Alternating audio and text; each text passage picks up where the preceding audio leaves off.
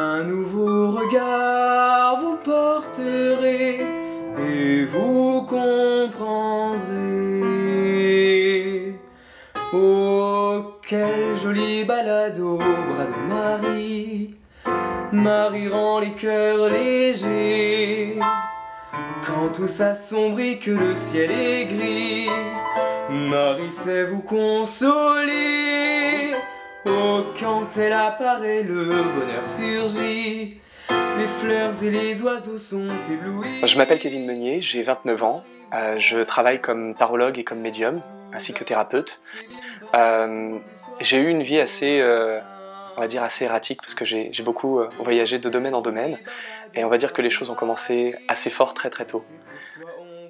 L'un des souvenirs les plus prégnants de ma vie a été aux alentours de 7-8 ans. C'était un soir, une nuit, où je me suis réveillé, en pleine nuit, parfaitement réveillé.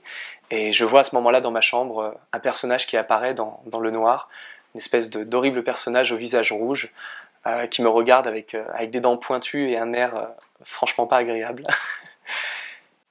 Et à partir de ce jour-là, j'ai commencé à comprendre qu'il y avait des choses que je pouvais voir que les autres ne voyaient pas, puisque j'ai appelé tout de suite mes parents.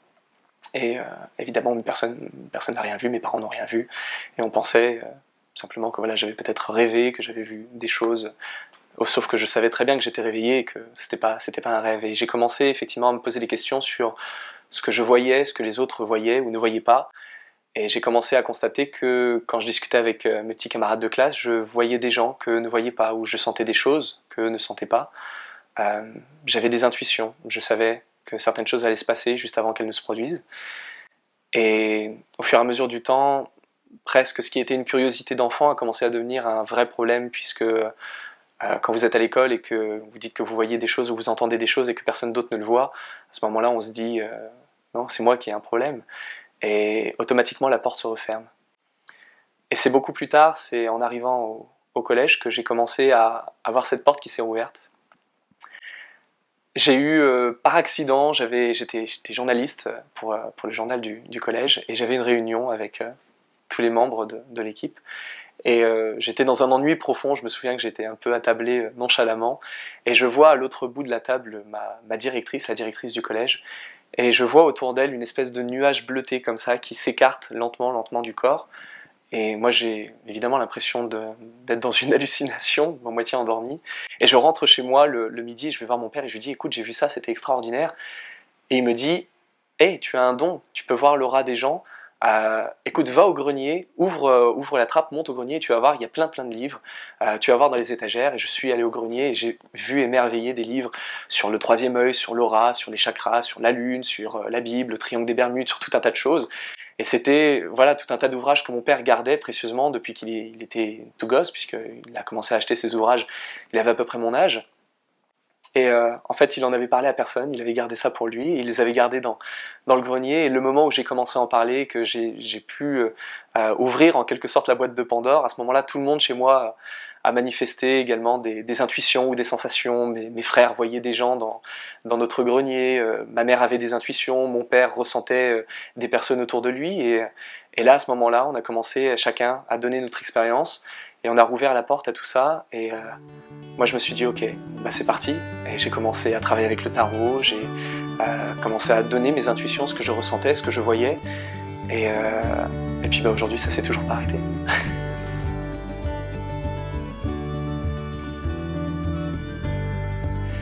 J'ai eu beaucoup de chance par rapport à tout ça parce que toutes ces visions, toutes ces intuitions que je pouvais avoir et ces choses que je ressentais, j'ai eu énormément de chance de rencontrer des gens sur mon chemin qui ont vraiment jalonné mon parcours par des balises très importantes et qui ont pu m'aider à expliquer, à comprendre ces phénomènes, et puis surtout à me faire comprendre que c'était parfaitement normal et que j'étais pas bizarre, que j'étais pas différent des autres. C'était juste que j'avais en conscience ce que les autres ne voyaient pas consciemment, et j'arrivais à toucher du doigt une réalité que les autres ne voyaient pas, ou en tout cas ne s'arrêtaient pas dessus, et ça m'a permis, moi en tout cas, de comprendre, de rationaliser ces phénomènes-là, et de ne pas en tout cas en souffrir, pas trop, on va dire. Et j'ai vraiment eu des gens extrêmement importants dans ma vie qui m'ont aidé à, on va dire, à pas contrôler, parce que je pense pas qu'on puisse vraiment contrôler tout ça, mais en tout cas à ne plus être victime, et à savoir quand le démarrer, quand l'arrêter, à pouvoir quand on veut effectivement discuter avec des gens qui ne sont plus de ce monde, pouvoir tirer les cartes et puis se fier à notre intuition, ou quand on a un problème corporel, à simplement pouvoir demander au corps lui-même ce qu'il ressent et ce qu'il veut. Et donc là-dessus, j'ai vraiment eu beaucoup de chance d'avoir ces gens sur mon parcours. Je me suis pas retrouvé seul en tout cas. La plus belle chose que je pourrais dire, c'est cette citation de Paul Éluard quand il dit « Il n'y a pas de hasard, il n'y a que des rendez-vous ». Tout au long de ma vie, j'ai rencontré des gens, je comprenais pas forcément pourquoi je les rencontrais au moment où je les rencontrais, pourquoi dans ces conditions, à ce moment-là, à tel endroit. Et je voyais que chacune d'entre elles m'apportait une petite pierre à l'édifice, et ça a commencé en réalité quand j'ai donné mes premiers cours de chant, puisqu'à la base je suis professeur de chant et chanteur. Et j'ai attaqué comme coach vocal dès l'âge de 16 ans, donc ça a commencé très tôt, j'ai commencé à travailler, parce que j'ai quitté l'école très très tôt également. Et donc à partir de 16 ans, j'ai commencé à donner des premiers cours, et j'ai rencontré tout un tas de gens, tout un tas d'élèves, mais aussi des professeurs, et il y a eu des premiers événements très étranges qui se sont produits quand j'avais des élèves qui étaient là, je ressentais des choses sur mon corps, où je voyais des choses qui me passaient, des images, où j'entendais des sons, et quand j'en faisais part à la personne, pour moi ça n'avait aucun sens, mais pour elle en tout cas ça prenait du sens. Et ce qui est étrange, c'est que c'est justement cet élément-là, en travaillant en tant que professeur de chant avec ces outils, qui sont des outils intuitifs, c'est ça qui m'a permis après de rencontrer d'autres personnes à côté, qui, elles, travaillaient dans le domaine de la médiumnité, d'autres dans le domaine de la voyance, et d'autres encore qui étaient purement dans la thérapie. Et c'est en travaillant avec ces gens-là qu'ils m'ont apporté des outils que j'ai utilisés en cours de chant.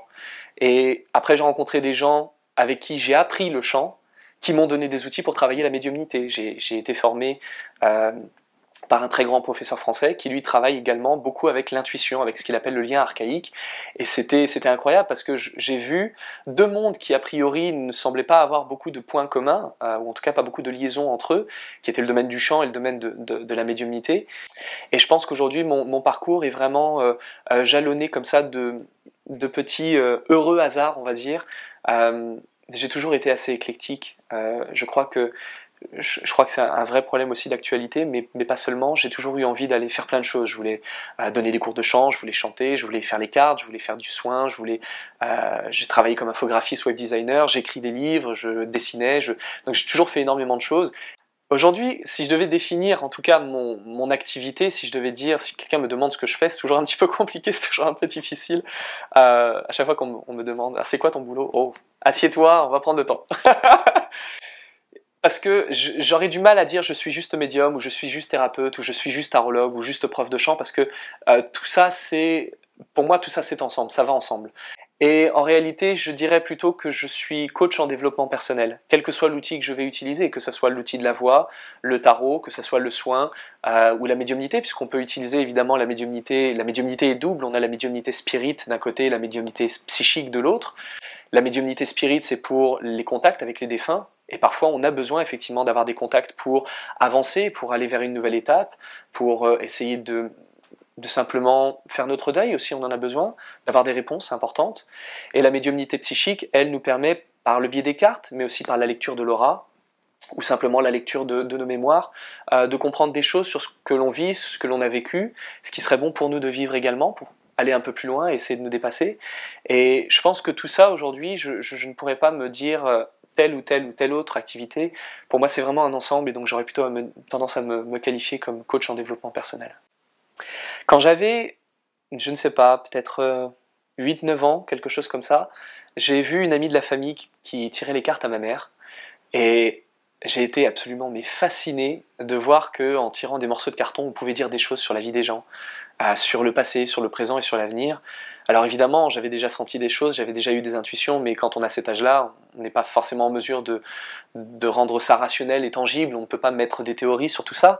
Et quand j'ai rencontré cette personne, qui était une femme absolument fantastique, je l'ai vue simplement tirer ses cartes qui, pour moi, ne représentaient rien, simplement des traits un peu vulgaires, et je la voyais dire des choses extrêmement pertinentes et sensées, et je me suis dit « Waouh, ça c'est magique !»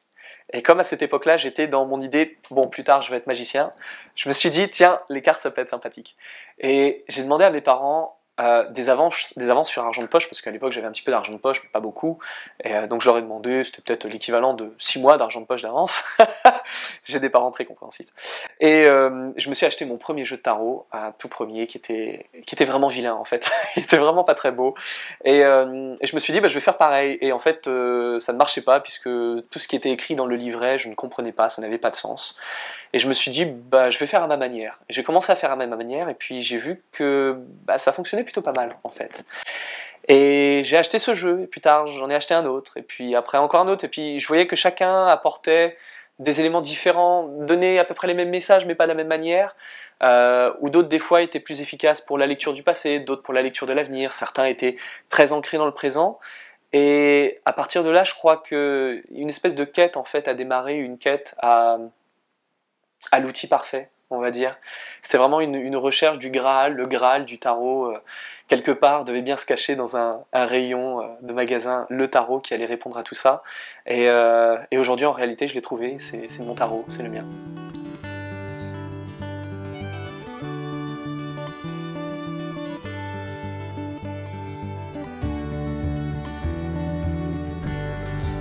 Ok, alors dis-moi, est-ce que tu as une problématique précise que tu souhaiterais qu'on aborde là avec le tarot? Quelque chose que tu souhaiterais qu'on voit? Oui, il y a la problématique amoureuse. D'accord, ok. Est-ce que tu as une question précise ou est-ce que tu préfères qu'on parte directement globalement Ouais, sur... globalement sur quelque chose. Globalement, ok. Moi, ce que je te propose, éventuellement, c'est qu'on puisse faire un tirage pour voir actuellement ce que tu vis, la situation, on va dire, on fait un petit état des lieux. Là, ensuite, on fait une autre carte pour voir la raison, ce qui a mené à ça. Et ensuite, une autre carte pour voir le développement, on va dire, le processus, le chemin qu'on est en train de prendre. Est-ce que ça te convient? Ouais, ça va. Ok, super. Alors, on va attaquer par ta situation actuelle.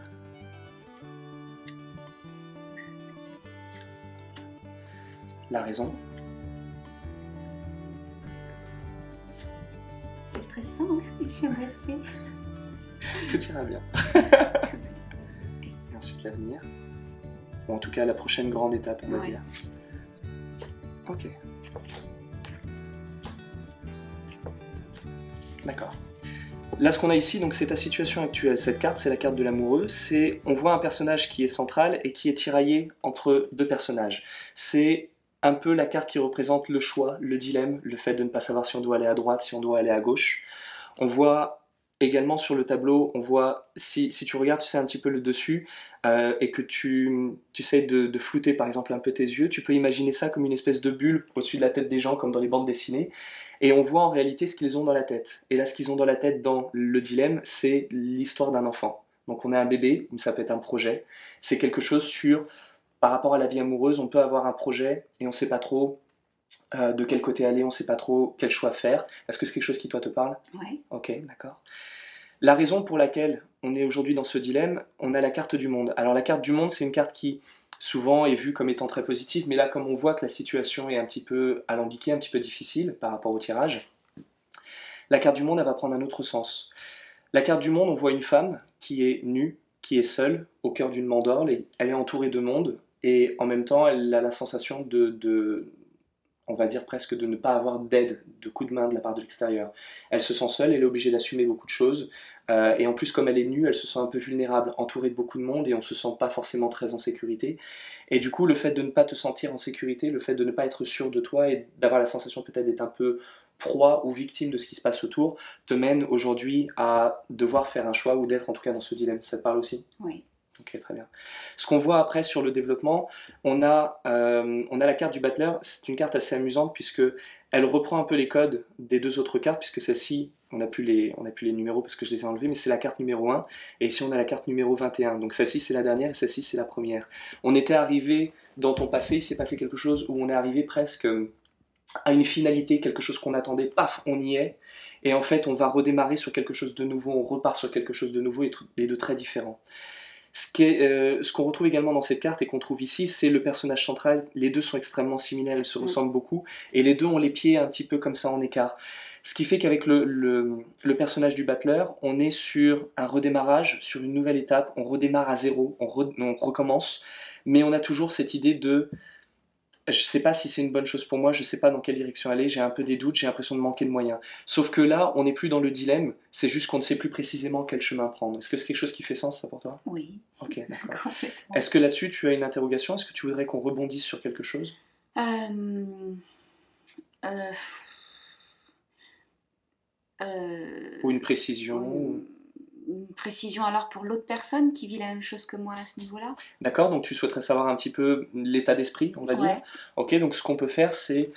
Peut-être son choix, enfin son choix aussi à lui, enfin comment lui peut rebondir aussi. D'accord.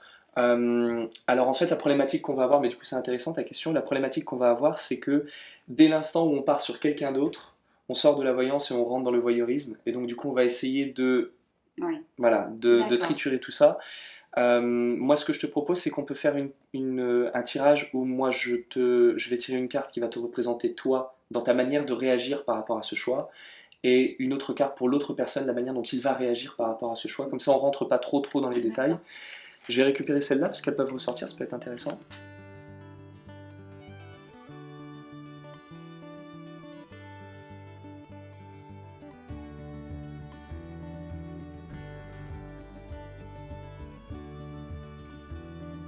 Voilà, c'est confirmé. Tu as des informations par rapport à ça déjà? Mm. Ok.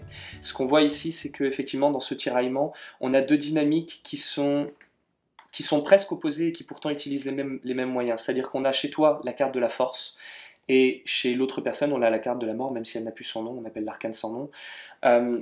Les deux sont dans une forme de violence. On est dans un combat, on essaye de vraiment maîtriser les choses, on essaye de faire dans la brutalité, de faire en sorte que ça bouge.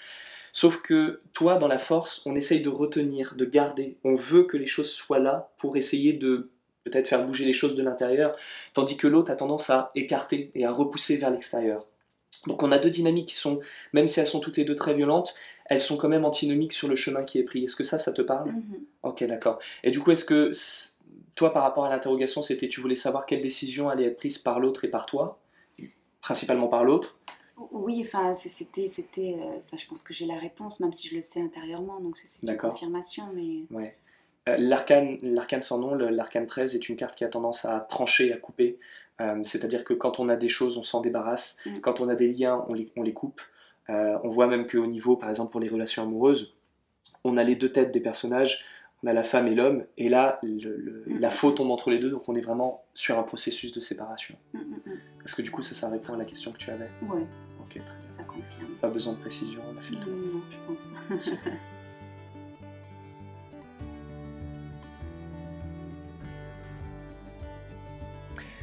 Les consultations que je propose sont des consultations qui peuvent se faire en direct, mais également à distance. Donc soit vous venez évidemment directement chez moi à Paris, soit on peut procéder par téléphone, ça arrive, c'est plutôt rare, les gens préfèrent venir, ou alors on peut évidemment utiliser les technologies d'aujourd'hui comme les visioconférences, ce qui fonctionne très très bien. Donc du coup on peut se voir et on fonctionne malgré la distance. J'ai des personnes qui viennent effectivement de tout le pays, et c'est assez intéressant de voir que malgré la distance, la finalité est toujours la même, c'est-à-dire que ça ne change rien, c'est toujours aussi efficace.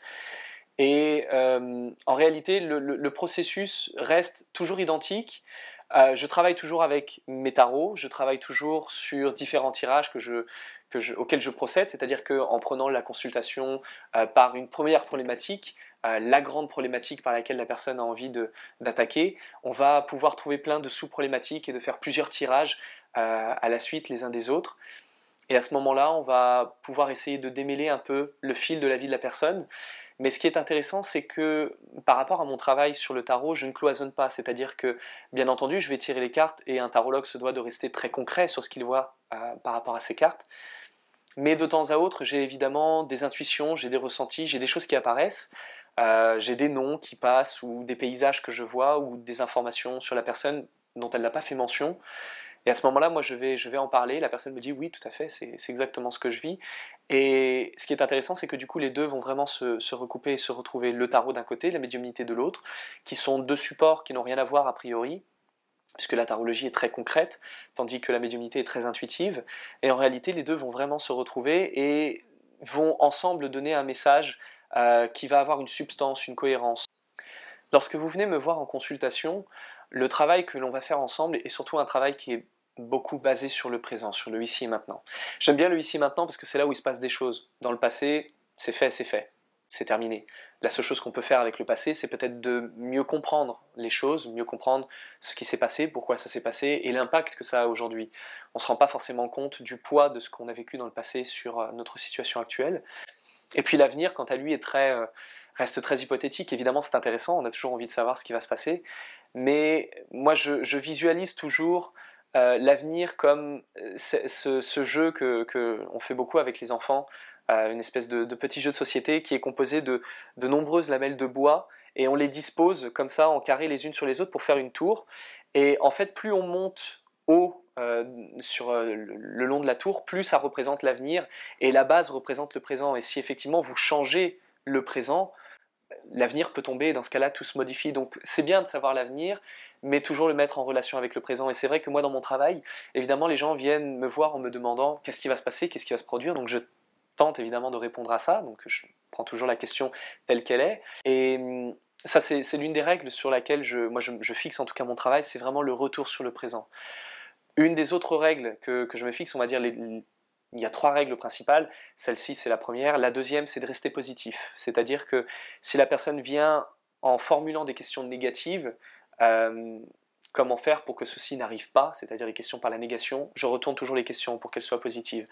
Moi, ce qui m'intéresse, c'est de savoir ce que vous voulez, pas ce que vous ne voulez pas.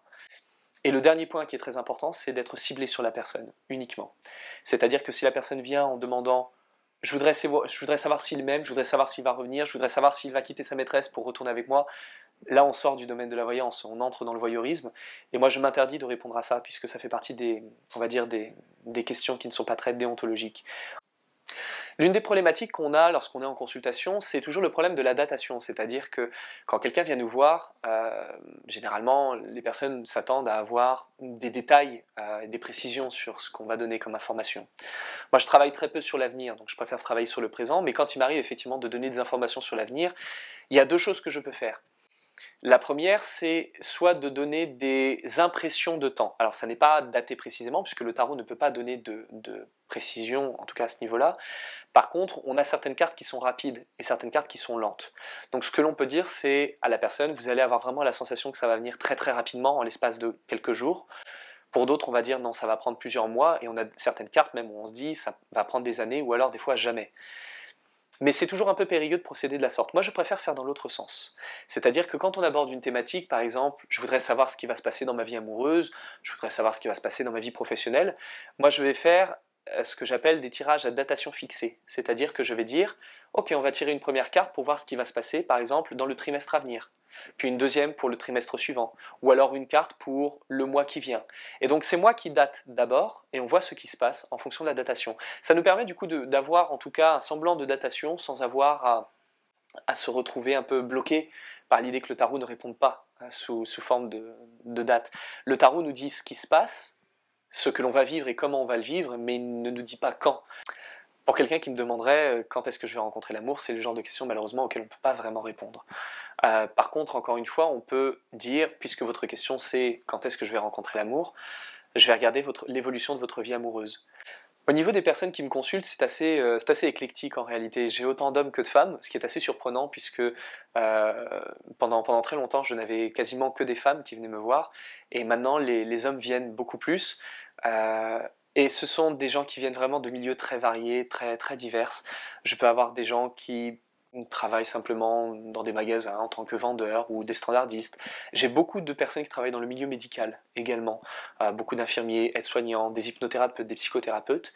J'ai eu quelques personnes qui travaillaient dans le domaine de l'architecture, de la construction, beaucoup dans un travail mental en fait, on est beaucoup dans le mental, et il y a d'autres personnes que je ne vois par contre quasiment jamais. Il y a une certaine qualité en tout cas de population qu'on ne voit pas.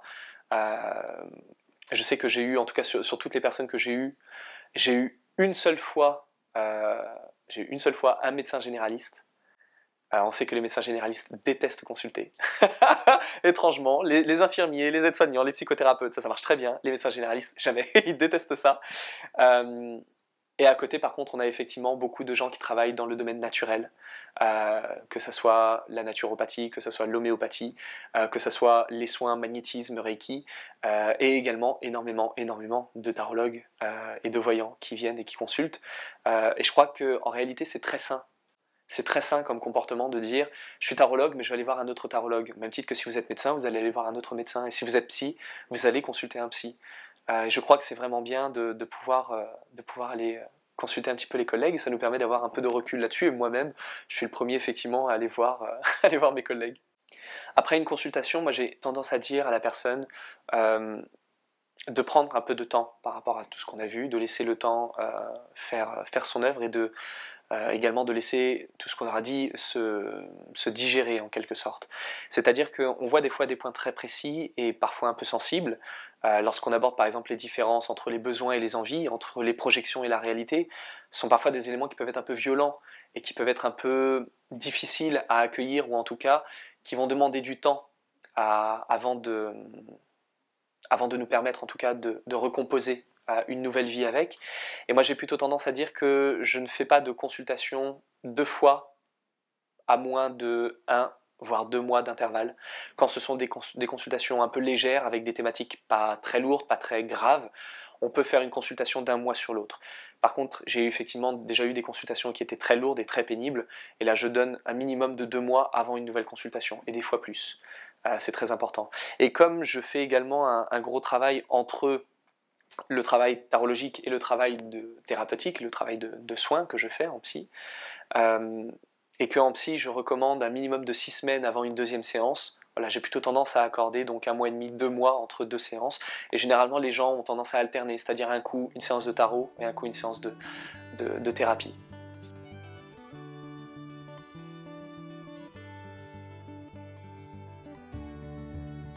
Génial. Donc ce qu'on va faire, je vais attaquer par un état des lieux, c'est-à-dire globalement comment est-ce qu'on se sent, comment est-ce que tu vis en ce moment ta situation, on va dire, au niveau des émotions, au niveau des pensées, de tout ce qui te traverse. Puis ça nous permettra peut-être après d'aller chercher une problématique. Ok, super.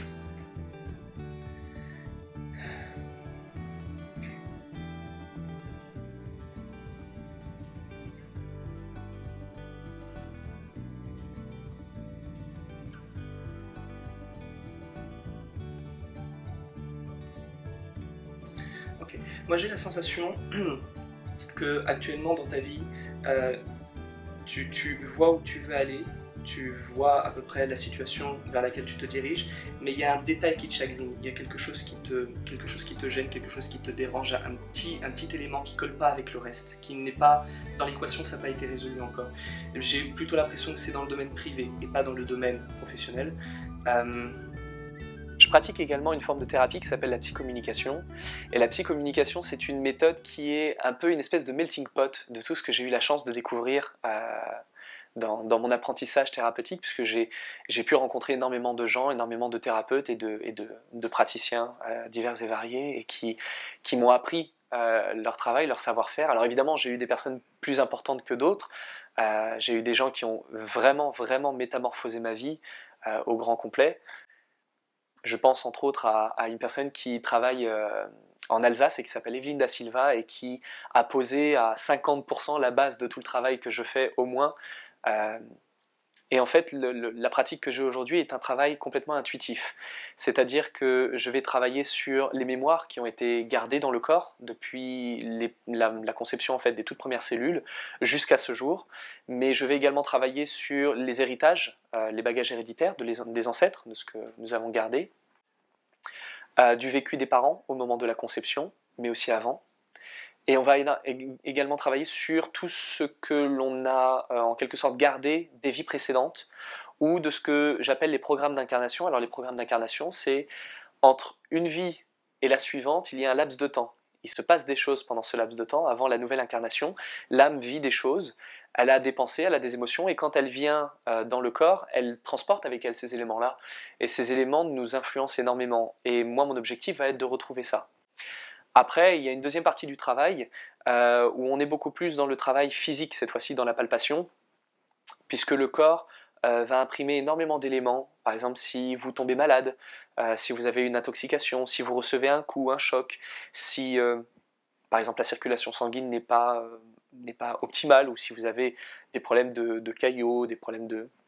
Peu importe, vous pouvez avoir même des personnes qui ont subi des opérations, des gens qui ont eu des cancers, des gens qui ont eu tout un tas de problèmes parfois graves, et ça le corps garde des empreintes très très fortes, et là à ce moment-là on peut aller récupérer sur certains tissus très particuliers les traces, ces engrammes-là, ces mémoires, et on les retrouve et on va simplement aller les désamorcer.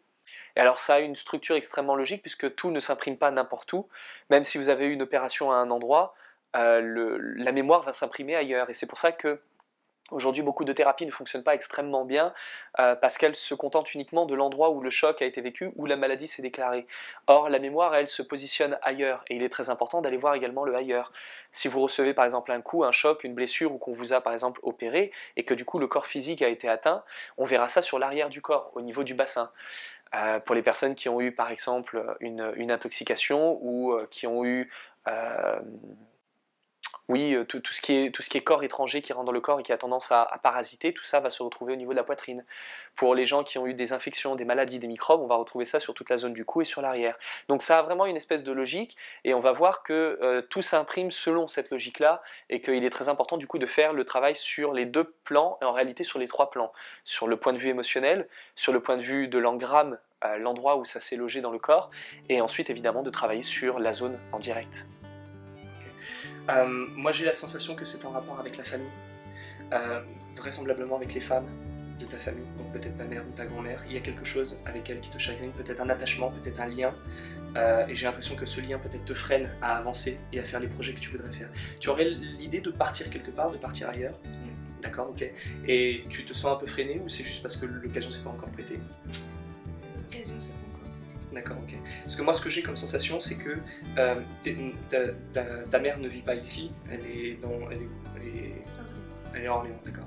Parce que moi, j'ai la sensation que l'idée de partir ailleurs, l'idée de partir à l'étranger, par exemple, serait intéressant, mais que le lien que tu pourrais entretenir, par exemple, avec ta famille, aurait tendance à freiner cette envie de partir, parce qu'on voudrait quand même rester avec eux, on voudrait quand même rester en relation. Est-ce que ça, c'est quelque chose qui te parle? Ok, d'accord. Moi, ce que je te propose, c'est, on va essayer d'aller voir dans ton histoire ce qui a conditionné, on va dire ça, ces événements-là. Donc, j'ai beaucoup de personnes qui me demandent si je fais du magnétisme ou du reiki ou du soin énergétique. J'ai tendance à dire que non, pas du tout, parce que j'ai le magnétisme d'un parpaing en solde. Je n'ai aucun magnétisme, absolument pas du tout.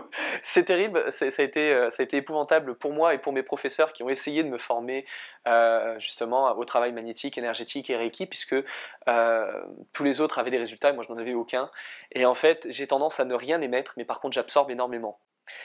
Et je pense qu'on a vraiment des gens qui sont très dans un travail émetteur et d'autres récepteurs, et moi je suis vraiment récepteur à 200%. Et en réalité, ce que je fais, c'est que je n'envoie absolument aucune énergie. Je ne fais que simplement débloquer ce qui est bloqué chez la personne, c'est-à-dire que l'énergie, c'est comme de l'eau qui va le long d'un canal, et parfois il arrive qu'il se trouve des pierres dans ce canal, et du coup l'eau ne peut pas circuler. Moi, mon travail n'est absolument pas de prendre l'eau et de la forcer à balayer le canal, ni de la prendre et de la passer de l'autre côté. Mon but, c'est simplement d'enlever ce qui empêche l'eau de circuler, et à ce moment-là, l'énergie très naturellement recircule.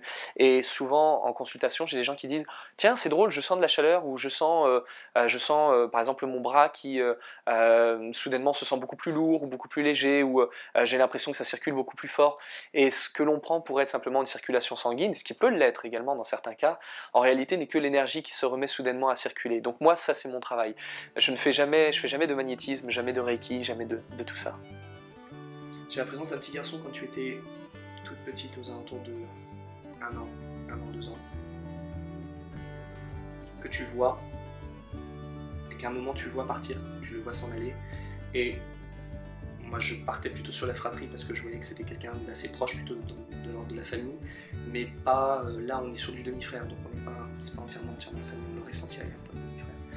Mais du coup, j'ai la sensation que étant toute petite, tu as vu quelqu'un, peut-être un cousin ou quelqu'un comme ça, qui a pu te prendre dans les bras. Et à un moment, on t'a rendu, et toi, tu l'as vu partir, tu l'as vu s'en aller, s'éloigner. Et du coup, il y a eu une espèce de blocage dans le genre, la famille s'en va, la famille me quitte. Ok.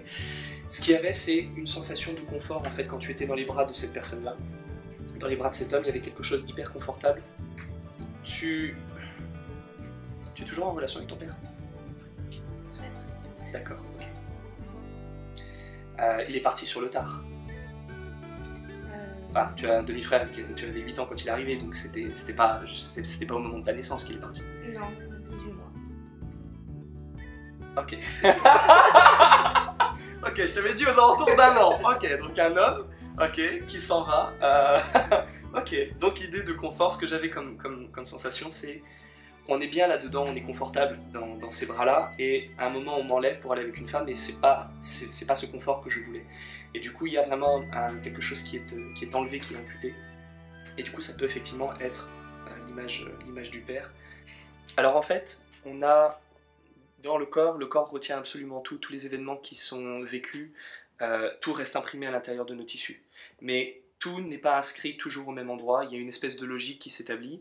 Là par exemple, l'endroit où je suis allé sur ton corps, c'est la toute petite enfance. On est très proche même de la vie fœtale. Là on est sur la petite enfance, donc c'est vraiment les toutes premières années. Si j'avais été plus haut, c'était plus récent, et si j'avais été tout en haut, c'était toi actuellement ce que tu vivais. Et quand je vais aller chercher un point où je sens que par exemple on a une certaine comment on peut dire, c'est assez figé, on va dire, c'est assez dur, assez tendu, même si physiquement ça a l'air d'être un peu mou. Quand on va effectivement vraiment dans le tissu, on sent une espèce de résistance, comme s'il y avait quelque chose en dessous qui dit non, on passe pas. Et quand on va par là, du coup on peut aller retrouver les événements très précis qui ont été inscrits dans le corps. Et là en l'occurrence, on est sur du domaine émotionnel, puisqu'au niveau de la poitrine c'est l'émotionnel, au niveau de la tête c'est les pensées, ce sont les programmes mentaux, les croyances qu'on peut avoir, les schémas dont on a hérité aussi des ancêtres. Au niveau des côtes, on va aller voir également les ancêtres, les ascendants, les parents, grands-parents, etc. Au niveau du bassin, on va découvrir d'autres choses, du ventre encore. Par exemple, on aurait travaillé au niveau du ventre, on aurait pu voir les programmes avec lesquels tu étais venu au monde naturellement, les raisons pour lesquelles tu t'es incarné. Et après, quand on va sur le point précis, moi, je demande à recevoir sur moi des informations, donc c'est-à-dire soit des sensations physiques, ça peut être des douleurs, mais ça peut être des points, des codes, ça peut être des pensées, je peux avoir des émotions, je peux ressentir des émotions qui étaient les tiennes, et je peux avoir également des images où je peux entendre des mots. Et à partir de là, l'idée, ça va être de reconstituer l'événement de ce qui s'est produit pour essayer de, on va dire, redétailler la scène du crime. Qu'est-ce qui s'est passé, où, quand, avec qui, avec quoi, pour essayer de retrouver quelle a été l'émotion véritablement qui s'est inscrite dans ton corps, la marque, l'engramme qui est resté inscrit dedans. Et une fois qu'on a retrouvé l'émotion, moi je demande à avoir l'émotion inverse, c'est-à-dire qu'on va inverser. Par exemple, si je suis en crainte, je vais dire que je me sens en sécurité. Si j'ai peur d'aller de l'avant, je vais dire que j'y vais en toute confiance. Donc on va inverser, et puis après je demande sur mon corps à voir où se trouve le deuxième point, puisque tous les points fonctionnent toujours par deux, donc on a un deuxième point qui est opposé, qui se trouve ailleurs. Et quand je ressens sur moi le point, donc je vais y aller comme j'ai fait avec ta jambe, et après simplement on va relier les deux points d'un point de vue énergétique pour que les deux puissent s'annuler, et à ce moment-là le programme se lève.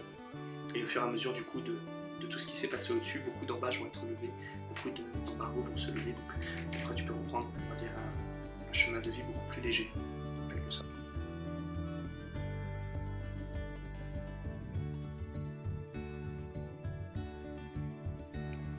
Les formations de tarot que je propose à côté sont des formations qui s'adressent, on va dire, à tout type de personnes. C'est-à-dire que vous soyez débutant ou que vous soyez professionnel, déjà en activité, ou simplement parce que vous avez envie de vous installer en tant que tarologue.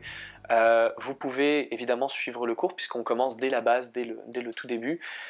J'ai eu des personnes qui n'avaient jamais touché à une carte de tarot de leur vie et juste qui m'avaient vu faire sur mes vidéos sur internet et qui se sont dit tiens c'est intéressant, ça peut être sympa d'essayer.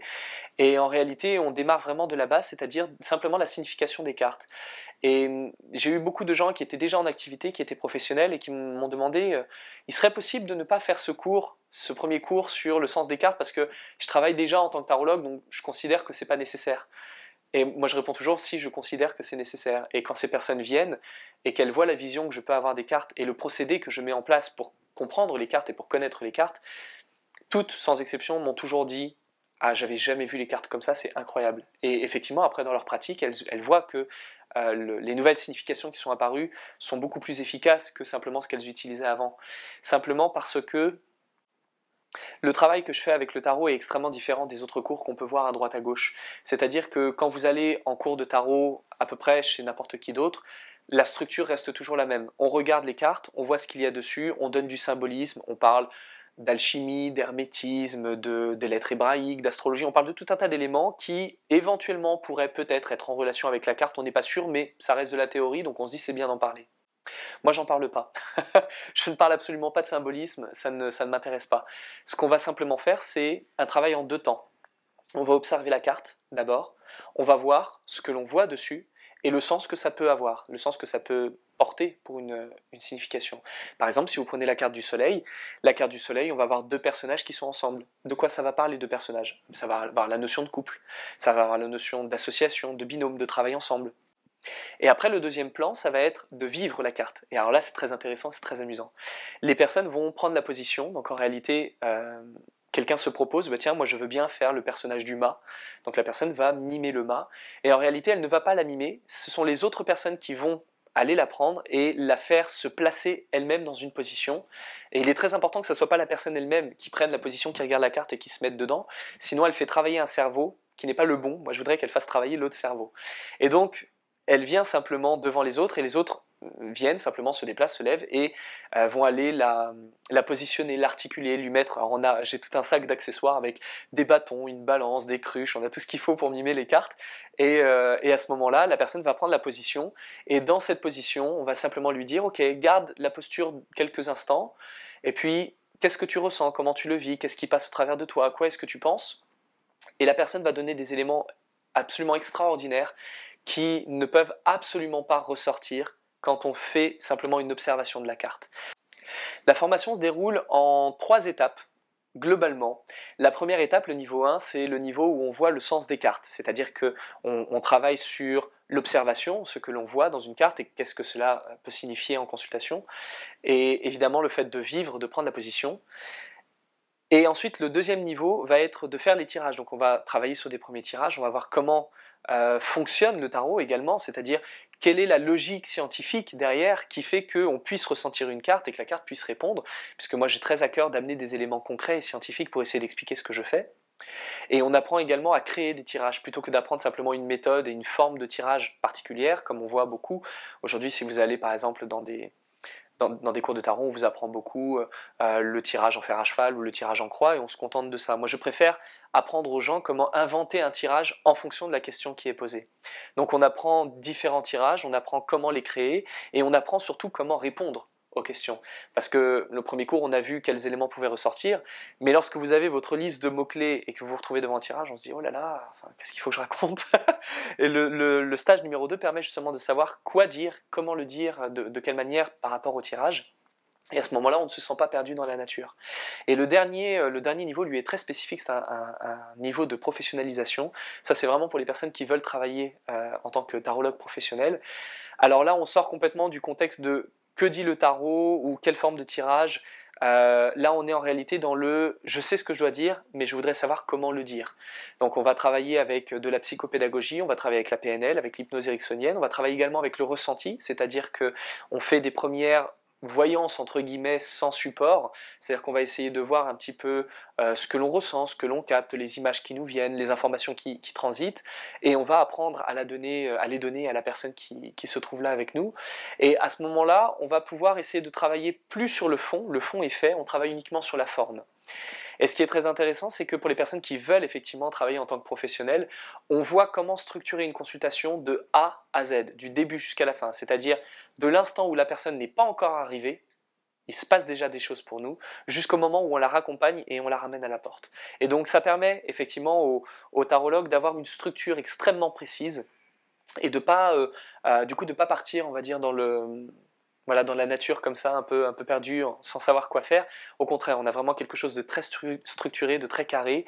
On sait quelle question poser, on sait comment la poser, on sait quel tirage faire, on sait quelle interprétation donner. Et en plus de ça, on a des informations de manière sans support, de manière voyance, qui nous apparaissent et qui nous permettent d'enrichir tout ça.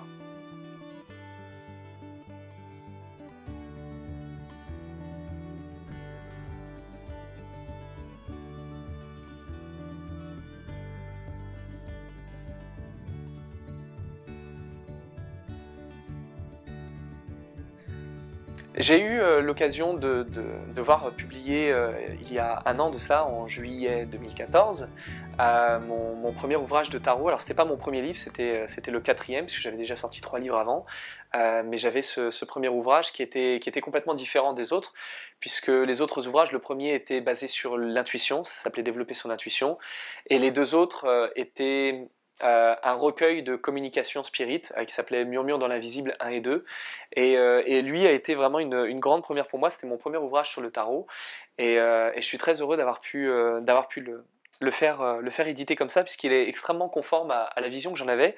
Donc ça s'appelle Tarot, Voyage de la Terre aux étoiles. Il a été édité aux éditions ADA, donc qui est une maison d'édition québécoise, et c'est un ouvrage qui reprend globalement les significations des arcanes majeures, c'est-à-dire des cartes principales que l'on utilise dans le tarot. Donc c'est un ouvrage qui est entièrement en couleur, avec un petit marque-page également, ce qui est assez pratique puisqu'il est assez conséquent, en l'occurrence puisqu'il fait 450 pages. Donc c'est un petit pavé, donc pas forcément pratique pour lire dans le lit, mais ça marche quand même très très bien. Et donc c'est un ouvrage où on voit les cartes une par une, avec évidemment à chaque fois le sens de chaque détail, donc un petit peu ce qu'on fait également en cours, c'est-à-dire qu'on voit quel élément je vois sur la carte et quel sens ça peut avoir, et évidemment à chaque fin de chapitre, on retrouve une petite liste de mots-clés parmi les plus fréquemment utilisés, même si en réalité, la chose que je dis dans cet ouvrage, c'est qu'a priori, si le travail est bien fait, vous n'avez pas besoin des mots-clés, donc on n'en a pas besoin. Après, quand on va un peu plus loin, évidemment, on aborde différentes formes de tirage. On a quelques tirages simples, des tirages à une carte, on a des tirages un peu plus complexes comme des tirages à 2 cartes ou des tirages à 3 cartes, puis des tirages en croix, et puis encore plus loin je présente ce que moi j'appelle la constellation, c'est-à-dire c'est une forme de tirage où on utilise les 22 arcanes majeures, et donc j'explique les règles, j'explique comment ça fonctionne, comment décrypter, quelles sont les différentes formes d'utilisation qu'on peut avoir de ce jeu-là. Et puis après, on a des petits sommaires où je vois comment poser des questions, quelles questions poser et ne pas poser, et puis des petits récapitulatifs sur la fin. Et voilà, 450 pages, un bon bouquin, et généralement les gens qui l'achètent viennent en cours après et le prennent avec eux parce que c'est un vrai complément pour le coup. Donc voilà, et aujourd'hui quand vous allez dans n'importe quelle boutique, qu'elle soit spécialisée ou non, et que vous cherchez un ouvrage sur le tarot, vous allez en trouver énormément, beaucoup de différents. Et en réalité, ce que l'on va voir, c'est que quel que soit l'auteur qui va aborder le tarot, même si c'est à sa manière, même si c'est selon sa vision, on retrouve quasiment toujours la même chose, qui est une vision extrêmement symbolique, extrêmement hermétique. On met beaucoup de science, on met beaucoup de croyances, on met beaucoup d'éléments qui ne sont pas forcément ouverts pour le néophyte, pour la personne qui ne connaît absolument pas le tarot. On se retrouve avec beaucoup d'éléments et on se dit oh là là, mais enfin, qu'est-ce que ça veut dire, et puis je suis censé en faire quoi? Alors le battleur avec son chapeau en forme de 8, ça veut dire l'infini, donc c'est la connexion à l'univers. Oui, mais enfin moi ma question c'est de savoir si je vais retrouver un boulot, donc la connexion à l'univers, enfin, on s'en fout. Et moi j'ai essayé de partir vraiment de l'autre côté, c'est-à-dire j'ai essayé de partir du principe que les personnes qui vont lire cet ouvrage ne connaissent absolument rien, et que la finalité n'est pas de savoir la symbolique des cartes, mais de savoir quel sens je vais lui donner quand je vais l'interpréter. Et en réalité cet ouvrage est composé de manière à trouver des interprétations extrêmement concrètes, logiques, et plutôt que d'avoir des définitions toutes faites, on va plutôt essayer de comprendre le mode d'emploi d'une carte, la manière dont elle fonctionne et la manière dont son langage s'articule. Et à ce moment-là, en réalité, une fois qu'on a compris la manière dont ça fonctionne, a priori, si cet ouvrage est bien fait, une fois que vous l'avez lu, vous n'en avez plus besoin. C'est un peu comme ça, puisqu'on a compris le système, on a compris la structure, le fonctionnement, et après, on n'a plus qu'à partir avec le tarot, on a gardé le mode d'emploi, et on n'a rien à retenir, on n'a rien à étudier, et même le tarot, le livre, on n'est pas obligé de l'avoir sous la main, on a juste notre tarot et on peut travailler avec. Donc on va dire que la différence, c'est que c'est vraiment une forme de vulgarisation, et avec beaucoup d'humour également. Voilà, c'est quelque chose de très épuré sur 450 pages, mais c'est quand même très épuré pour revenir en réalité vraiment à l'essentiel.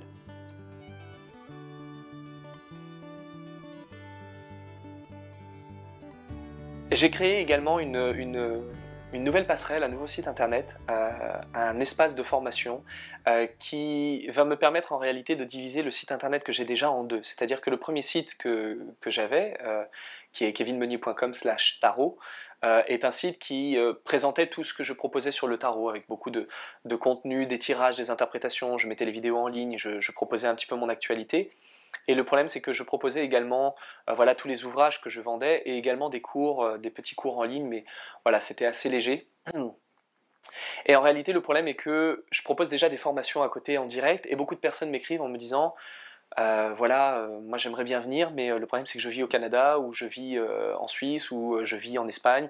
J'ai des personnes qui m'ont écrit également du Brésil et d'Argentine, c'était la première fois, et qui auraient aimé suivre les cours, mais le problème, elles ne pouvaient pas se déplacer, et voulaient savoir si moi j'allais venir dans leur pays. Clairement pas, parce que c'est un investissement de temps, d'argent et d'énergie que là, en tout cas tout de suite maintenant, je n'ai pas. Et je me suis dit, j'aimerais quand même proposer un petit quelque chose. Et donc du coup, j'ai créé cet espace de formation pour permettre aux gens de suivre en réalité à peu près le contenu des cours que je propose, le niveau 1 et le niveau 2, mais de pouvoir le faire directement sur le site internet. C'est-à-dire que les gens s'inscrivent, ils choisissent le cours qu'ils veulent suivre, et ils ont tout un tas de vidéos que j'ai enregistrées et qui représentent le contenu de ce que l'on voit en cours. Et on fait également des visioconférences en plus de ça, pour pouvoir discuter en direct et avoir véritablement un suivi de ce qui a été vu et de ce qui a été compris ou de ce qui n'a pas été compris. Et donc on a une première visio au début de la formation, et on a une deuxième pour terminer la formation. Et les gens qui s'inscrivent, donc du coup, ont l'accès aux cours en permanence, ils ont leurs vidéos, ils ont des textes également, il y a des jeux, des quiz pour essayer de vérifier un petit peu nos connaissances en s'amusant, et on a un forum qui est privé pour retrouver, que tous les élèves entre eux se retrouvent et qu'on puisse discuter. Donc c'est une véritable passerelle, c'est presque un réseau social complet, puisqu'on peut tout faire, on peut créer un profil, on peut discuter entre nous, donc tout est complet.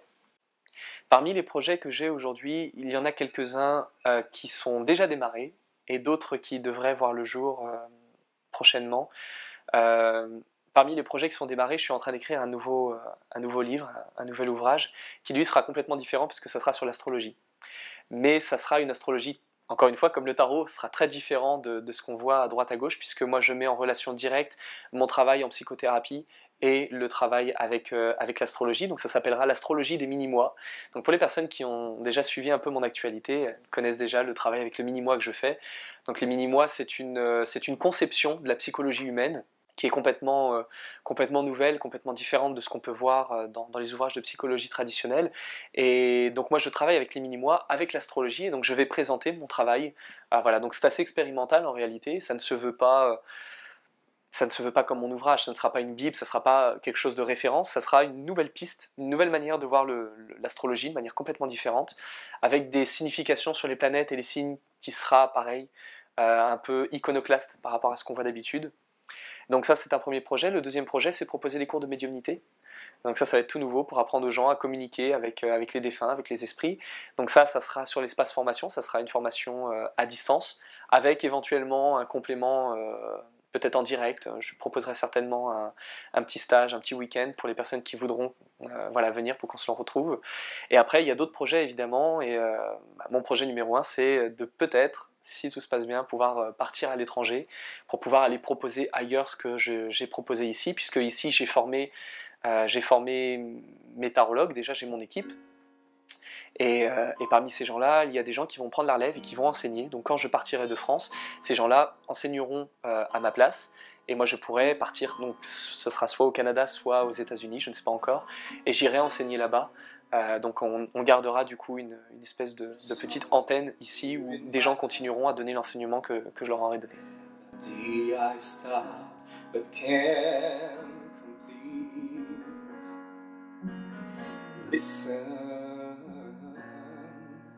To the sound from deep within, it's only beginning to find release. Oh, the time has come, my dreams to be heard. There will not be pushed aside and turned into your own, cause you won't listen. Listen. I am alone at a crossroads. I'm not at home in my own home. And I've tried to see what's on my mind. You should have known, no. now I don't believe in you. You don't know what I'm feeling. I'm more than what you made of me. I followed the voice.